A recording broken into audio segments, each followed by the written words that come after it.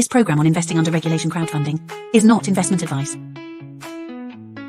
Rising with the crowd, power unbound, change makers lead where hope is found. Superpowers for good, shaping the fate. Investors and dreamers open the gate. Supercross stands loud, proud and true, building tomorrow for me and you. Welcome, everyone. I'm Devin Thorpe. I'm thrilled to have you here today with me. I have with us today a dear friend, Jessica Pettitt, who is an author and a professional speaker of genuine renown. I'm excited to talk to her, but she's got this new book, Almost Doing Good, and love it. We're going to talk about that, so stick around. This is going to be a great conversation. Jessica, welcome to the show. Oh, thanks for having me. Thanks for having me back. Well, thrilled to have you.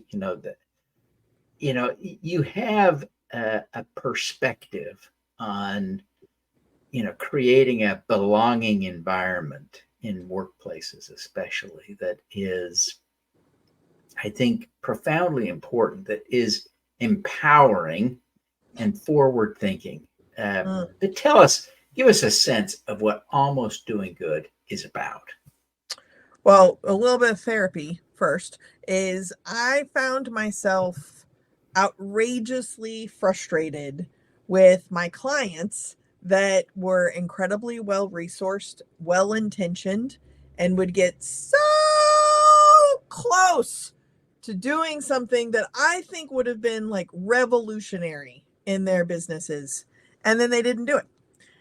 What I eventually realized is that most of my clients are wildly comfortable that they are not the worst ones. They're not in last place, and they're too scared to be in first place, but that's not a big momentum builder. So then they just kind of wouldn't do anything. So this book kind of came out of that experience. It is around 25 different case studies of well-intentioned actions or initiatives my clients tried to do that they weren't prepared. Then it was more of a knee-jerk response, or because they didn't recognize a problem that the leadership don't actually experience. So then I wrote a book about being prepared, recognizing problems you don't experience, and being able to create a response that is thought out and in line with what the organization's culture actually stands for. It really is hard threading this needle that you so carefully, work on in this book, to talk about how we do something that moves the ball forward rather than taking us a step back. And there's a real need, I think, Jessica, to kind of recognize that being too satisfied with your status quo and not doing anything is problematic, and doing the wrong thing is problematic.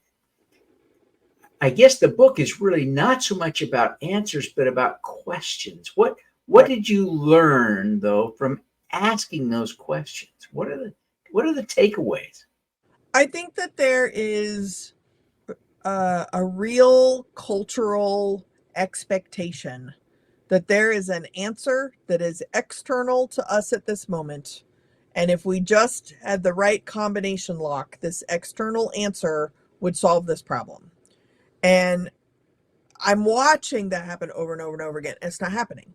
And so in this one particular client, I tell this story in the book, but I was so frustrated because we were so close to doing something that would make a difference, that I yelled, very professional of me, but I yelled, "Stop spit polishing a landmine." And what I meant by yelling that was that spit polishing, you could be very good at it, but doing it harder or better if it is the wrong activity is not helping. And in this case is actually making it even more dangerous, because you would never spit polish an active landmine. So it's not about being good at the external thing or the best practice. It's about what is this given situation, which is a question. And then what other questions need to be asked about the given situation to determine what is it that we can actually be doing. I think that we're scared to ask questions because we're expecting an external answer. Yeah. It's troubling that in our world today, there are some people who resist and resent these efforts to create more belonging environments in the workplace, that there's something wrong with that. Now, I've got to think that you've encountered some of those, probably not among your points of contact, but in the room when you are working. How do you help people understand that they can without being threatened? I don't know what's the secret there, because it seems so frustrating. Yeah, I think that the key really gets into recognizing problems that you don't experience. It can feel very threatening to suddenly find out you didn't know something. So how do you invite somebody to learn about something they didn't know without it being threatening, so that they can get used to the fact that they're not omnipotent? And so then once they're no longer threatened by not being omnipotent, but they also benefit by no longer having the pressure or perceived pressure of being omnipotent, now they can admit they don't know something. So when we're talking about building, to use your words, like a more inclusive environment, if somebody doesn't even feel excluded and all of a sudden they've been informed that it's going to be more inclusive, then that implies that they were being left out of something, or it's a wasteful initiative because they don't feel left out. So they don't know what they felt left out about, or why somebody would feel left out if they don't feel left out. Right. It's not about you. Right. So then we get down to math, that math doesn't work this way. We're not making a place more inclusive so that you are excluded. We're just acknowledging that your experience is different than someone else's experience, and we don't really like that. We'd like everyone to have a similar experience. But as soon as you say that, then the original person feels like they're going to have less resources because you just said you want everyone to have the same experience. But instead, you're just adding resources to something else so that we are having an equitable experience. You just have to take the threat out of it. We're not taking anything away. We are adding for other people that you don't realize are needing it. That's not threatening. So I try very hard to use humor and invitations to bring people into the conversation in a way that's not threatening. Doesn't always work, but I try. Yeah. One of the challenges I've encountered in some of my discussions with people in this community are that people who are in the, if you will, the group of people we are trying to help most, or the groups that we are trying most to help, to create a more welcoming environment for them, their experiences differ and vary, such that some of them may be in that group we were talking about. How do you think about that and work with those folks, as they're tempted sometimes to want to invalidate the experience of others who feel excluded and are similarly situated? How do you talk with that in the group? I mean, ultimately, it comes back down to questions and answers. So somebody says something that you don't experience, then it doesn't feel like a valid answer, instead of asking questions about the thing you don't experience. So if let's take a topic that will be polarizing and divisive. There's your trigger warning. Police brutality. If you have not experienced police brutality, Perhaps you are a police officer who has never done an act of police brutality. You're one of the good ones or something like that. And you hear somebody talking about their experiences with police brutality. I think that it is easier for us to say, nah, that didn't happen, than it is to admit, wow, I cannot comprehend that occurring. Like, tell me more about that, because it is completely outside of my capability of comprehending that. We find that part as a weakness, when in reality it's a strength to not be threatened by you just found out something you didn't know you didn't know. Now you know you don't know it, so go ask some questions about it. The threat is around our comfort level and the pressure, frankly, our power and privilege puts on us to know everything, instead of just recognizing that we can't possibly know everything. And here is a scenario that I didn't know until now. That's it. Yeah. You know, one of the things we talk a lot about on the show is investing in more diverse founders. You know, the group of folks that are underrepresented. And each week in my newsletter, we share a list of the social entrepreneurs, the women, the LGBTQ, and the minority founders who are raising capital this week from the crowd. And we do that specifically to elevate those offerings, to make sure they're getting our attention.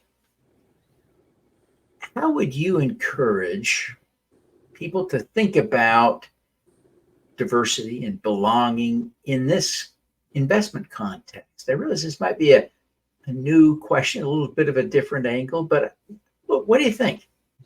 I think it's ironic to me that this would be an area that would have a hard time doing or bridging a gap between what a diversity initiative would be. Is that any investment portfolio is going to suggest that you diversify the portfolio because it's better for return on investment.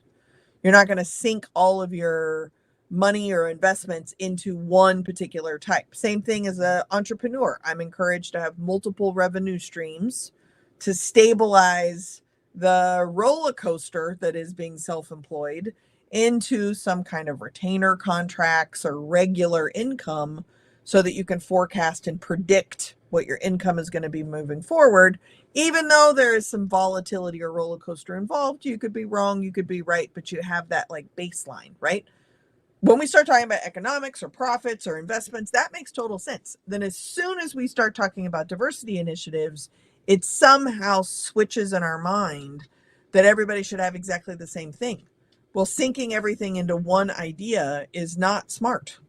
So sinking things into the idea of there being a bazillion different opportunities, a bazillion different perspectives, and seeing those different ideas and perspectives and opportunities and listening for lived experiences that are different than your own and asking questions, that's the equivalent of diversifying your portfolio so that you can learn and share and teach and grow and ask questions and like evolve as a human being over a long period of time, instead of a quick, fast, one and done investment. Yeah, I guess, you know, part of what I hear you saying, Jessica, is this idea that we're better off selfishly with a more diverse portfolio. And part of that is investing in more diverse founders. Am I paraphrasing fairly, do you think? Yeah. I mean, ultimately, we have no idea that our forecasts are correct. We can forecast based on patterns and percentages and be statistically likely to be a fairly good forecast, but we never know. Something gonna happen. Something gonna happen, right? Something unexpected. The October surprise. Something's gonna happen. COVID's gonna happen. Port embargoes. Oh, okay, great. Oh, there's now a labor strike. Okay, great. So you take all those things into account, and then when you look at economics, it tends to balance out roughly to like every 7 years, something catastrophic occurs. That doesn't mean it can't happen in year 6. It doesn't mean it can't happen in year 10, but it means roughly every 7 years, something's going to happen. So that becomes a norm. And then inside that norm, it's okay, it's understandable if it happens in year 6 or year 8, because that's how averages work. But that same skill set is not translated to power dynamics on teams, people that we get to meet or need. When we're in new environments, when we're exposed or trying to communicate across difference, we expect this way, and it will work 100% of the time. You know, I was just on another podcast, and the host was talking to their guest and referred to their guest as a woman of color. And then the guest said, "I'm not a woman of color, I'm a black woman." So the host, who identifies as a white woman, told me in a separate interview, "Ugh, I'm just trying to get it right." Well, you didn't get it overly wrong. You just aren't using the language that that woman uses to describe herself. So just use the language that each person uses to describe themselves, instead of expecting, one term that will then work for everybody. Like, for lack of better words, you wouldn't invest all of your money in one thing. You would kind of pick and choose just in case. So you can know a term and then ask, is this term applicable for you? If not, what term do you use? Same thing goes with preferred name or pronouns or whatever. You ask questions, and then you follow suit based on those answers. Sure. Makes perfect sense. Makes perfect sense. Well, listen, everyone, I'm here today with one of my favorite guests. She's been on a time or two before, Jessica Pettitt. She's now author of multiple books, and her new book, Almost Doing Good, is just recently released. You want to get that. But listen, we're going to take a quick break now, and when we come back, we're going to talk to her about her superpower. This is going to be something you don't want to miss, so stick around. You can get in on the ground floor to help fix the climate crisis for as little as $100.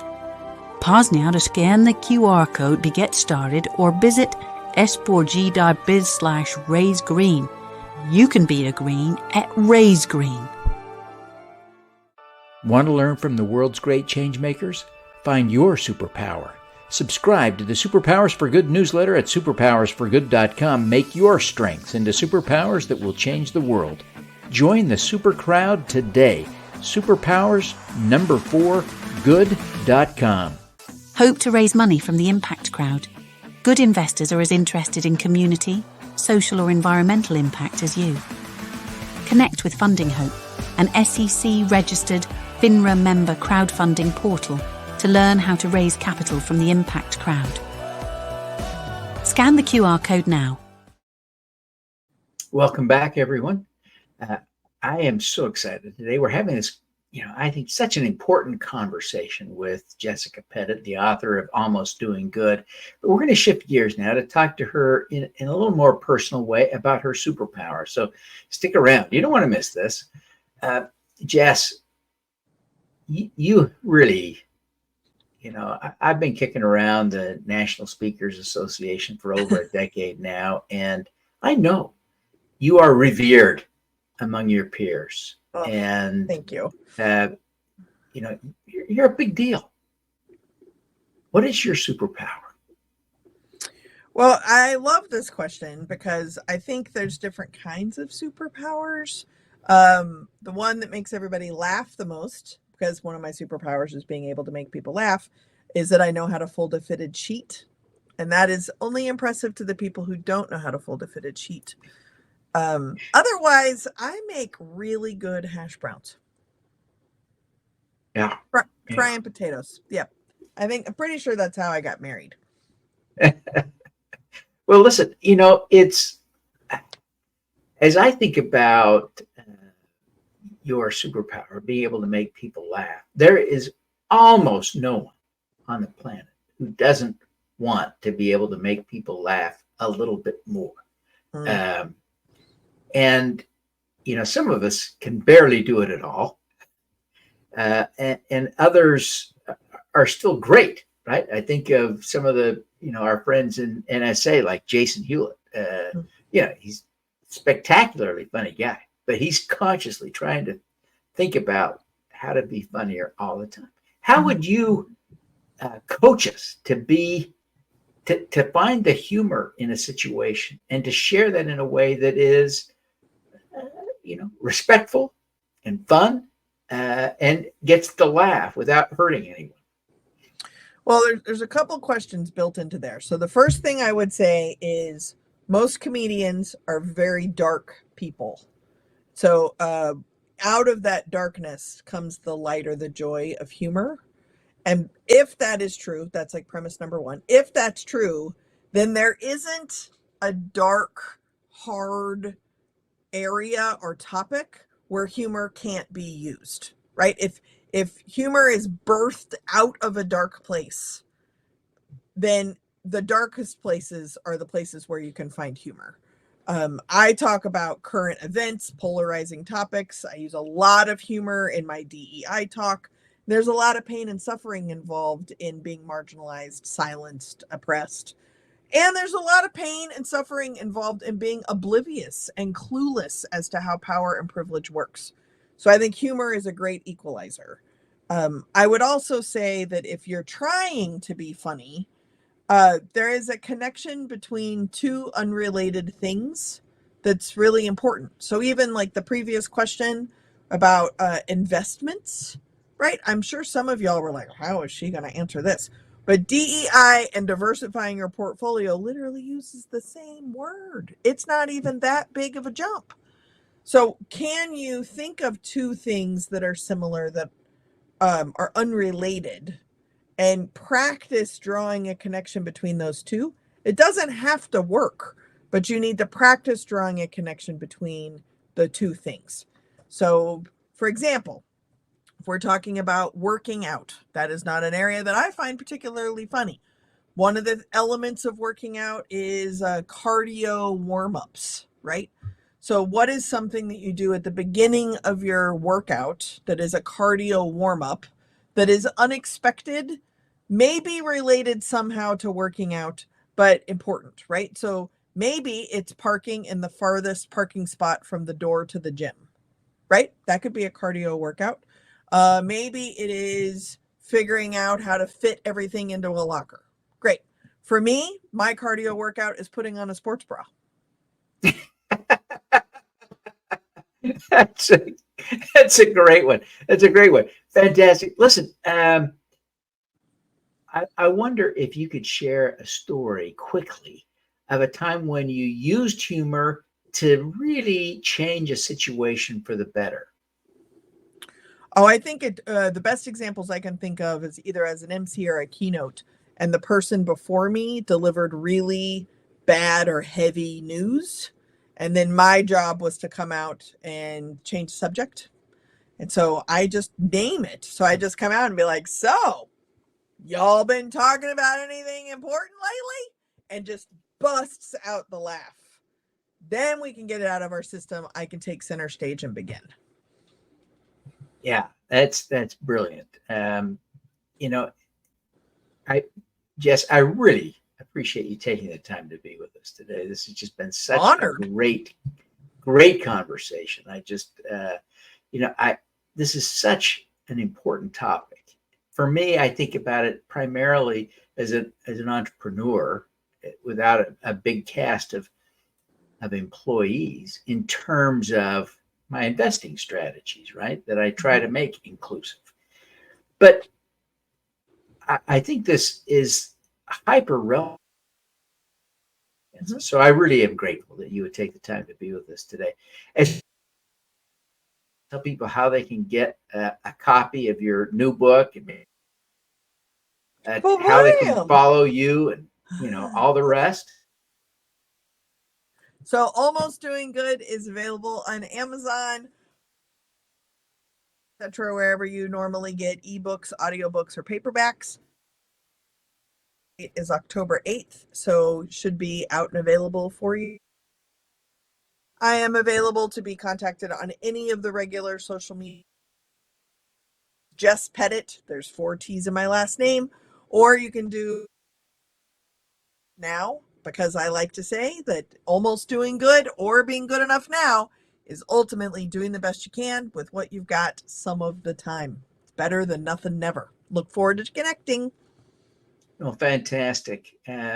Jess, it's been a joy to have you on the show. And I want to Thanks. wish you every success with the launch of the new book and with the great work that you're doing. I really want to see you be fabulously successful. Well, thank you, and ditto. All righty. Thank you so much. Now, let's do some good.